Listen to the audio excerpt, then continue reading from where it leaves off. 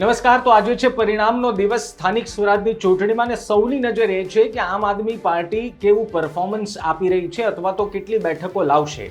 10 વાગ્યા સુધીનું major update આપને આપી દઉં કે 10 વાગ્યા સુધી એટલે કે બેલેટ પેપર ઈવીએમ ખુલ્યા બાદ આમ આદમી પાર્ટીનો રાજ્યમાં ક્યાં ક્યાં વિજય થયો છે એના ફટાફટ અપડેટ આપી દઉં. સૌથી પહેલા તો સૌરાષ્ટ્રમાં આપનું ખાતું ઘણી બધી જગ્યાએ ખુલી ગયું છે. આમ જુઓ તો આમ આદમી પાર્ટીને આ વખતે નફામાં નુકસાન જેવી સ્થિતિ છે. એટલે 21માં જ્યાં બેઠક નહોતી ત્યાં કદાચ એક બેઠક આવે તો પણ આમ આદમી પાર્ટીને ફાયદા સમાન જ છે. મોરબી જિલ્લામાં આપનું ખાતું ખુલી ગયું છે, જે અપેક્ષા ઘણા બધાને નહોતી કે આપ આવશે કે નહીં આવે. હળવદ તાલુકા પંચાયતની એક બેઠક પર આપનો વિજય થયો છે. બીજી તરફ બગસરા તાલુકા પંચાયતની એક બેઠક પર આપની જીત થઈ છે. તાલાલા તાલુકા પંચાયતની 2 બેઠક આપના ફાળે ગઈ છે, 2 બેઠક જીતી ગયું છે. અંબળાશ અને અંકોલવાડી બેઠક પર પણ આપનો વિજય થયો છે. આપ ઉમેદવાર જસ્મીનભાઈ અને મનીષ ગોંડલીનો આ જગ્યાએ વિજય થયો છે.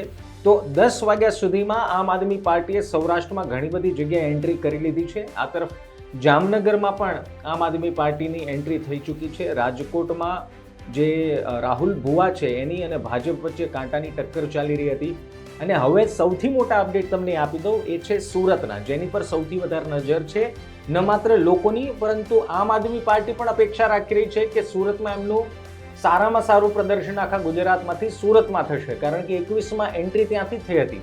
પરંતુ 2-3 અપડેટ અત્યાર સુધી એટલે કે 10 વાગ્યા સુધીમાં આપી દઉં. વોર્ડ નંબર 14માં ભાજપ 2 બેઠક પર આગળ છે ને આપ સામે બીજી 2 બેઠક પર આગળ ચાલી રહ્યું છે. વોર્ડ નંબર 14માં, વોર્ડ નંબર 19માં અને વોર્ડ નંબર 2માં મોટો અપસેટ થાય એવી શક્યતા છે. વોર્ડ નંબર 3માં કાવ્યા કથિરિયા જે છે, અલ્પેશ કથિરિયાના પત્ની, એ પણ આગળ છે. આમ આદમી પાર્ટીની વાત કરીએ તો વોર્ડ નંબર 4માં મેજર અપસેટ થવાની શક્યતાઓ લાગી રહી છે.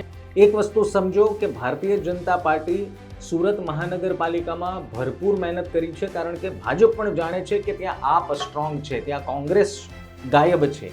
બીજી તરફ આમ આદમી પાર્ટી સુરતમાં ટફ ફાઇટ આપશે તો એક સરસ મેસેજ એ જશે કે 21નું જે પરિણામ છે એ જ અમે 26માં યથાવત રાખ્યું છે.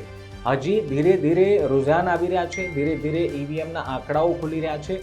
એક વસ્તુ શ્યોર છે, આમ આદમી પાર્ટી જ્યાં 21માં ક્યાંય નહોતી ત્યાં ધીરે ધીરે ખાતું ખોલાવી રહી છે. છોટાઉદેપુરમાં પણ આમ આદમી પાર્ટીની તાલુકા પંચાયતમાં એક બેઠક આવી છે. કહેવાનો મતલબ એ છે 10 વાગ્યા સુધીના અપડેટ હું દર 2 કલાકે દર 1 કલાકે આમ આદમી પાર્ટીના સાથોસાથ સુરતના અપડેટ આપના સુધી પહોંચાડતો રહીશ. તમારું શું માનવું છે કમેન્ટ જરૂર કરો.